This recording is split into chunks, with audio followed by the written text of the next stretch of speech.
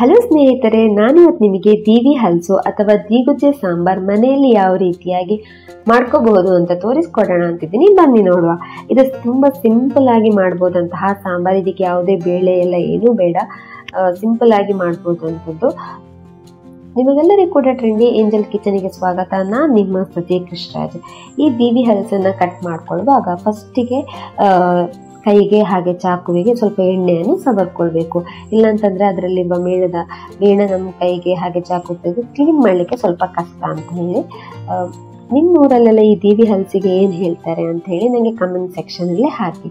ನಾನಿಲ್ಲಿ ಚಾಕುಗೆ ಹಾಗೆ ಕೈಗೆಲ್ಲ ಎಣ್ಣೆ ಸವರ್ಕೊಂಡು ದೀವಿ ಹಲಸಿನ ತೊಟ್ಟೆಲ್ಲ ಕಟ್ ಮಾಡಿ ಅರ್ಧದಿಂದ ಕಟ್ ಮಾಡಿ ಹಾಗೆ ಅದನ್ನು ಉದ್ದಕ್ಕೆ ಸ್ಲೈಸ್ ಮಾಡಿ ಆಮೇಲೆ ಅದರ ಸಿಪ್ಪೆ ಎಲ್ಲ ತಗೊಳ್ತಾ ಇದ್ದೇನೆ.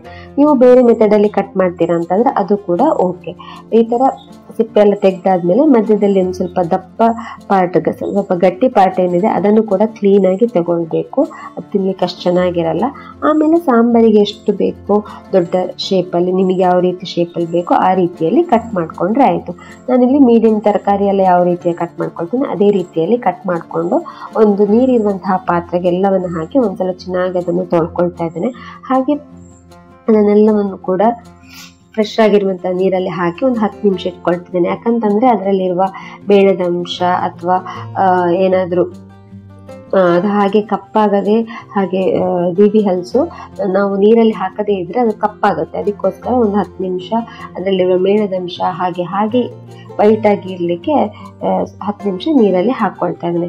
ಈ ಥರ ನೀರಿಗೆ ಹಾಕಿದ ಮೇಲೆ ನಾವು ಮಸಾಲೆಗೆ ಬೇಕಾಗಿರುವಂತಹ ಪದಾರ್ಥವನ್ನು ಹುರ್ಕೊಳ್ಬೇಕು. ಅದಕ್ಕೋಸ್ಕರ ಒಂದು ಬಾಣಲಿಗೆ 1 ಚಮಚದಷ್ಟು ಎಣ್ಣೆ ಹಾಕಿ ಬಿಸಿ ಮಾಡ್ಕೊಳ್ತಾ ಇದ್ದೇನೆ. ಎಣ್ಣೆ ಬಿಸಿ ಆದಮೇಲೆ ಇದಕ್ಕೆ 1 ಚಮಚದಷ್ಟು ಉದ್ದಿನ ಬೇಳೆ, ಅರ್ಧ ಚಮಚದಷ್ಟು ಮೆಂತೆ ಬೀಜ ಹಾಕಿ ಹೊಂಬಣ್ಣ ಬರೋ ತನಕ ಒಂದು 2 ನಿಮಿಷ ಇದನ್ನು ಹುರ್ಕೊಳ್ತಾ ಇದ್ದೀನಿ. ಈ ಥರ ಹುರ್ಕೊಂಡು ಆದಮೇಲೆ ಇದಕ್ಕೆ 2 ಚಮಚದಷ್ಟು ಕೊತ್ತಂಬರಿ ಬೀಜ, ಅರ್ಧ ಚಮಚದಷ್ಟು ಜೀರಿಗೆ ಹಾಕಿ ಒಂದು 2 ನಿಮಿಷ ಅದನ್ನು ಕೂಡ ಹೊಂಬಣ್ಣ ಬರೋ ತನಕ ಹುರ್ಕೊಳ್ತಾ ಇದ್ದೀನಿ. ಈ ಪದಾರ್ಥವನ್ನೆಲ್ಲ ಹುರ್ಕೊಳ್ಳುವಾಗ ಯಾವಾಗಲೂ ಕೂಡ ಲೋ ಫ್ಲೇಮಲ್ಲಿಟ್ಟು ಹುರ್ಕೊಳ್ಬೇಕು. ಇಲ್ಲಾಂತಂದರೆ ಸೀದು ಹೋಗುವ ಚಾನ್ಸಸ್ ಇರುತ್ತೆ. ಅದಕ್ಕೋಸ್ಕರ ಯಾವಾಗಲೂ ಕೂಡ ಮಸಾಲೆಯನ್ನು ಎಷ್ಟು ಸಾಧ್ಯ ಆಗುತ್ತೋ ಅಷ್ಟು ಲೋ ಫ್ಲೇಮಲ್ಲಿ ಇಟ್ಕೊಂಡು ಕ್ಲೀನಾಗಿ ಹುರ್ಕೊಳ್ಬೇಕು. ಆವಾಗ ನಮ್ಮ ಹುರಿದಿರುವಂತಹ ಪದಾರ್ಥ ಕೂಡ ತುಂಬಾ ಚೆನ್ನಾಗಿರುತ್ತೆ. ಹಾಗೆ ಮಸಾಲೆ ಪರಿಮಳ ಕೂಡ ತುಂಬಾ ಚೆನ್ನಾಗಿರುತ್ತೆ. ಆಮೇಲೆ ಖಾರಕ್ಕೆ ಎಷ್ಟು ಬೇಕೋ ಅಷ್ಟು ಕೆಂಪು ಮೆಣಸನ್ನು ಹಾಕಿ ನಾನಿಲ್ಲಿ ಹುರ್ಕೊಳ್ತಾ ಇದ್ದೇನೆ. ನಾನಿಲ್ಲಿ 3 ಕೆಂಪು ಮೆಣಸು ಹಾಕ್ಕೊಳ್ತಾ ಇದ್ದೇನೆ. ನಿಮಗೆ ಇನ್ನೂ ಖಾರಕ್ಕೆ ಬೇಕು ಅಂತಂದರೆ ನೀವು ಸ್ವಲ್ಪ ಜಾಸ್ತಿ ಕೂಡ ಹಾಕ್ಕೊಳ್ಬೋದು, ಹಾಗೆ ಕಮ್ಮಿ ಕೂಡ ಹಾಕ್ಕೊಳ್ಬೋದು. ನಿಮಗೆ ಯಾವ ರೀತಿ ಖಾರ ಬೇಕೋ ಆ ರೀತಿ ಹಾಕ್ಕೊಂಡ್ರೆ ಆಯಿತು ಕೆಂಪು ಮೆಣಸು. ಆಮೇಲೆ ಅರ್ಧ ಚಮಚದಷ್ಟು ನಾನಿಲ್ಲಿ ಗಟ್ಟಿ ಹಿಂಗನ್ನು ಹಾಕ್ಕೊಳ್ತಾ ಇದ್ದೇನೆ. ನೀವು ಪುಡಿ ಹಿಂಗು ಕೂಡ ಹಾಕ್ಕೊಳ್ಬಹುದು. ಬಟ್ ಪುಡಿ ಹಿಂಗು ಯೂಸ್ ಮಾಡ್ತೀರಾ ಅಂತಂದರೆ ನೀವು ಸ್ಟವ್ ಆಫ್ ಮಾಡಿ ಆಮೇಲೆ ಯೂಸ್ ಮಾಡ್ಕೊಳ್ಬೇಕು. ಗಟ್ಟಿ ಹಿಂಗು ಅಂದರೆ ನೀವು ಡೈರೆಕ್ಟಾಗಿ ಹಾಕಿ ಅದನ್ನು ಒಂದ್ಸಲ ಚೆನ್ನಾಗಿ ಬಿಸಿ ಮಾಡ್ಕೊಳ್ಬೇಕು. ಆವಾಗ ಅದರ ಪರಿಮಳ ಎಲ್ಲ ಬಿಡುತ್ತೆ. ಹಾಗೆ ನೀವು ದೀವಿ ಹಲಸು ತಿಂದಾಗ ಗ್ಯಾಸ್ ಅಥವಾ ಅಜೀರ್ಣ ಸಮಸ್ಯೆ ಏನಾದರೂ ಇದ್ದರೆ ಈ ಹಿಂಗು ಹಾಕೋದನ್ನು ಸ್ಕಿಪ್ ಮಾಡಲೇಬಾರ್ದು. ಈ ಥರ ಅಂದರೆ ನೀವು ಸ್ವಲ್ಪ ಕಮ್ಮಿ ಆದರೂ ಕೂಡ ಹಾಗೆ, ಬಟ್ ಹಿಂಗು ಹಾಕಲೇಬೇಕು. ಈ ಥರ ಎಲ್ಲವನ್ನು ಹಾಕಿ ಹುರಿದ ಆದಮೇಲೆ ಅದನ್ನು ತಣ್ಣಗಾಗಲಿಕ್ಕೆ ಬಿಡಿ. ನಾವಿಲ್ಲಿ ಏನು ದೀವಿ ಹಲಸು ಕಟ್ ಮಾಡಿ ಒಂದು ಪಾತ್ರೆಯಲ್ಲಿ ಹಾಕಿರ್ತೇವಲ್ಲ, ಇನ್ನೊಂದು ಪಾತ್ರೆಯಲ್ಲಿ ನಾವು ಸಾಂಬಾರು ಯಾವ ಪಾತ್ರೆ ಮಾಡ್ತೇವೆ ಅದರಲ್ಲಿ ಸ್ವಲ್ಪ ನೀರು ತಗೊಂಡು ಕಟ್ ಮಾಡಿರುವಂತಹ ದೀವಿ ಹಲಸು ಏನಿದೆ ಅದನ್ನೆಲ್ಲವನ್ನು ಕೂಡ ಹಾಕ್ಕೊಳ್ಬೇಕು. ಈ ಥರ ಹಾಕ್ಕೊಂಡು ಆದಮೇಲೆ ಇದನ್ನು ಬೇಯಿಸ್ಕೊಳ್ಬೇಕು.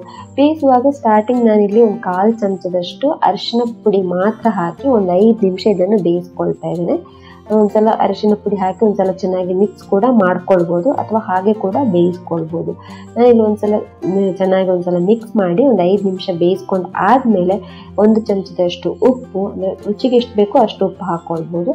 ಆಮೇಲೆ 1 ಚಮಚದಷ್ಟು ಬೆಲ್ಲ ಆಪ್ಷನಲ್, ಬೇಕು ಅಂತಂದರೆ ಮಾತ್ರ ಹಾಕಿ ಸ್ಕಿಪ್ ಕೂಡ ಮಾಡ್ಕೋಬೋದು. ಆಮೇಲೆ ಒಂದ್ಸಲ ಚೆನ್ನಾಗಿ ಮಿಕ್ಸ್ ಮಾಡಿ ಮುಚ್ಚಿ ಒಂದು 5 ರಿಂದ 7 ನಿಮಿಷ ಸಾಕಾಗುತ್ತೆ. ಯೂಶ್ವಲಿ ನೀವು ನೋಡಿಕೊಂಡು ಬೇಯಿಸ್ಕೊಳ್ಳಿ. ಎಲ್ಲ ದೀವಿ ಹಲಸು ಕೂಡ ಮೆತ್ತಗಾಗಬೇಕು, ಅಲ್ಲಿ ತನಕ ಚೆನ್ನಾಗಿ ಇದನ್ನು ಬೇಯಿಸ್ಕೊಳ್ಬೇಕು. ಈ ಥರ ನೋಡಿ, ನಾನಿಲ್ಲಿ ಒಂದು 5 ರಿಂದ 7 ನಿಮಿಷ ಬೇಯಿಸ್ಕೊಂಡಿದ್ದೇನೆ. ಆವಾಗ ಇದು ಕ್ಲೀನಾಗಿ ಬೆಂದೋಯ್ತು. ಆವಾಗ ನಾನು ಹುರಿದಿರುವಂತಹ ಏನು ಪದಾರ್ಥ ಇದೆ ಅದು ಕೂಡ ತಣ್ಣಗಾಯಿತು. ಆವಾಗ ನಾನಿಲ್ಲಿ ಮಸಾಲೆಯನ್ನು ರುಬ್ಕೊಳ್ಳಿಕ್ಕೆ ರೆಡಿ ಮಾಡ್ಕೊಳ್ತಾ ಇದ್ದೇನೆ. ಅದಕ್ಕೋಸ್ಕರ ಒಂದು ಮಿಕ್ಸರ್ ಜಾರಿಗೆ 1 ಕಪ್ ಆಗುವಷ್ಟು ಕಾಯಿ ತುರಿ, ಆಮೇಲೆ ಹುರಿದಿರುವಂತಹ ಎಲ್ಲ ಪದಾರ್ಥವನ್ನು ಅದಕ್ಕೆ ಹಾಕ್ಕೊಳ್ತೇನೆ. ಆಮೇಲೆ ಅರ್ಧ ಚಮಚದಷ್ಟು ಹುಣಸೆ ಹಣ್ಣಿನ ಪೇಸ್ಟ್, ನೀವು ರಸ ಕೂಡ ಹಾಕ್ಕೊಳ್ಬೋದು ಅಥವಾ ಗಟ್ಟಿ ಹುಣಸೆ ಹಣ್ಣು ಬರುತ್ತೆ ಅದನ್ನು ಕೂಡ ಹಾಕ್ಕೊಳ್ಬೋದು, ಬಟ್ ನೋಡಿಕೊಂಡು ಹಾಕ್ಕೊಳ್ಳಿ. ಆಮೇಲೆ 1/4 ಕಪ್ ಆಗುವಷ್ಟು ನೀರು ಹಾಕಿ ಇದನ್ನು ನುಣ್ಣಗೆ ಎಷ್ಟು ಸಾಧ್ಯವೋ ಅಷ್ಟು ನುಣ್ಣಗೆ ಇದನ್ನು ಮಸಾಲೆಯನ್ನು ರುಬ್ಕೊಂಡು ರೆಡಿ ಮಾಡಿ ಇಟ್ಕೊಳ್ತಾ ಇದ್ದೇನೆ. ಈ ಥರ ನುಣ್ಣಗೆ ಮಾಡಿದಂತಹ ಮಸಾಲೆ ರೆಡಿ ಆಯಿತು. ಆಮೇಲೆ ನಾವು ಬೇಯಿಸಿರುವಂತಹ ದಿವಿ ಹಲಸೆ ಏನಿದೆ ಅದಕ್ಕೆ ಈ ಮಿಶ್ರಣ ಅಂದರೆ ರುಬ್ಬಿರುವಂತಹ ಮಿಶ್ರಣ ಏನಿದೆ ಮಸಾಲೆ ಎಲ್ಲವನ್ನು ಕೂಡ ಹಾಕ್ಕೊಳ್ಬೇಕು. ಮಸಾಲೆ ಹಾಕೊಂಡ್ಮೇಲೆ ನಾನಿಲ್ಲಿ ಮಿಕ್ಸರ್ ಜಾರಿಗೆ 1 ಕಪ್ ಆಗುವಷ್ಟು ನೀರು ಹಾಕಿ ತಿರುವಿ ಹಾಕ್ಕೊಂಡು ಈ ಸಾಂಬಾರಿಗೆ ಹಾಕ್ಕೊಳ್ತೇನೆ. ನೀವು ಫ್ರೆಶ್ ಆಗಿರುವಂತಹ ನೀರು ಕೂಡ ಹಾಕ್ಕೊಳ್ಬೋದು, ಅಥವಾ ನಾನು ಯಾವ ರೀತಿ ಮಿಕ್ಸರ್ ಜಾರಿಗೆ ಹಾಕ್ಕೊಂಡು ಒಂದ್ಸಲ ತಿರುವಿ ಹಾಕ್ಕೊಳ್ತಿದ್ದೇನಲ್ಲ ಅದೇ ರೀತಿ ಕೂಡ ಹಾಕ್ಕೊಳ್ಬೋದು. ಈ ಥರ ಹಾಕ್ಕೊಂಡು ಒಂದ್ಸಲ ಚೆನ್ನಾಗಿ ಮಿಕ್ಸ್ ಮಾಡ್ಕೊಳ್ಳಿ, ಯಾವ ರೀತಿಯಲ್ಲಿ ಕನ್ಸಿಸ್ಟೆನ್ಸಿ ಇದೆ ಅಂತ. ದಪ್ಪ ಇದ್ದರೆ ಇನ್ನೊಂದು ಸ್ವಲ್ಪ ನೀರು ಕೂಡ ಹಾಕ್ಕೊಳ್ಬೋದು.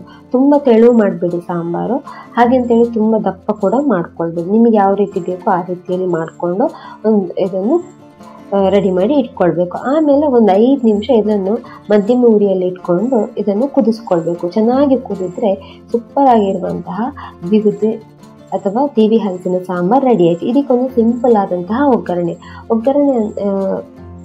ಒಗ್ಗರಣೆಗೆ 1 ಚಮಚದಷ್ಟು ಎಣ್ಣೆ, ಆಮೇಲೆ ಒಂದು ಸ್ವಲ್ಪ ಸಾಸಿವೆ, 1 ಚಮಚದಷ್ಟು ಸಾಸಿವೆ ಅಂತ ಹೇಳ್ಬೋದು, ಆಮೇಲೆ ಒಂದು ಸ್ವಲ್ಪ ಕರಿಬೇವು ಹಾಕಿ ಒಗ್ಗರಣೆ ಮಾಡ್ಕೊಳ್ಬೇಕು. ಬೇರೆ ಏನೂ ಬೇಕಾಗಲ್ಲ ಈ ಒಗ್ಗರಣೆಗೆ. ನೀವು ಕೆಂಪು ಮೆಣಸೆಲ್ಲ ಆಲ್ರೆಡಿ ಹಾಕಿರೋದ್ರಿಂದ ಬೇರೆ ಏನೂ ಬೇಡ, ಬಟ್ ಹಾಕಿದ್ರೂ ಕೂಡ ಆಗುತ್ತೆ. ಆಮೇಲೆ ಜೀರಿಗೆ, ಹಿಂಗು ಯಾವುದೇ ನೀವು ಒಗ್ಗರಣೆಗೆ ಹಾಕೋ ಅವಶ್ಯಕತೆ ಇಲ್ಲ. ಆಮೇಲೆ ಮಾಡಿರುವಂತಹ ಸಾಂಬಾರಿಗೆ ಈ ಒಗ್ಗರಣೆಯನ್ನು ಹಾಕ್ಕೊಂಡ್ರೆ ತುಂಬಾ ರುಚಿಯಾಗಿರುವಂತಹ ಹಾಗೆ ತುಂಬಾ ಸಿಂಪಲ್ ಆಗಿ ಮಾಡುವಂತಹ ದಿವಿ ಹಲಸಿನ ಸಾಂಬಾರು ರೆಡಿ ಆಯಿತು. ಇದನ್ನು ಅನ್ನದ ಜೊತೆ ಹಾಗೆ ಇಡ್ಲಿ, ದೋಸೆ ಜೊತೆ ಕೂಡ ತಿನ್ಕೋಬೋದು. ತುಂಬಾ ರುಚಿಯಾಗಿರುತ್ತೆ. ನೀವು ಮನೆಯಲ್ಲಿ ಟ್ರೈ ಮಾಡಿ ನನಗೆ ಕಮೆಂಟ್ ಮೂಲಕ ನಿಮ್ಮ ಅಭಿಪ್ರಾಯನ ತಿಳಿಸಿ. ನೋಡಿದ್ರಲ್ಲ ಫ್ರೆಂಡ್ಸ್, ಎಷ್ಟು ಈಸಿಯಾಗಿ ದಿವಿ ಹಲಸಿನ ಸಾಂಬಾರು ಮಾಡ್ಬೋದು ಅಂತ. ಈ ವಿಡಿಯೋ ನಿಮಗೆ ಇಷ್ಟ ಆಗಿದ್ರೆ ಪ್ಲೀಸ್ ಲೈಕ್ ಮಾಡಿ, ಶೇರ್ ಮಾಡಿ, ಹಾಗೆ ಸಬ್ಸ್ಕ್ರೈಬ್ ಆಗೋದನ್ನು ಮರಿಬೇಡಿ. ಧನ್ಯವಾದಗಳು.